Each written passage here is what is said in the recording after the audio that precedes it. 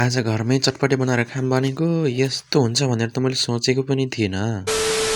Hello guys, welcome back to my new video. आज चाहिँ हामीले कति बाहिरको खानु आज त घरमै बनाएर खाम भनेर चाहिँ चटपटे बनाउन लागेको है साथीहरु। हामीले सुरुमा हामीले चटपटेमा राख्ने सामानहरु टक टक रेडी पारेर हैन, च्याउच्याउहरु पनि छ यहाँ। सबै सामानहरु रेडी बनाएर हामीले लाग्यौं चटपटे बनाउन।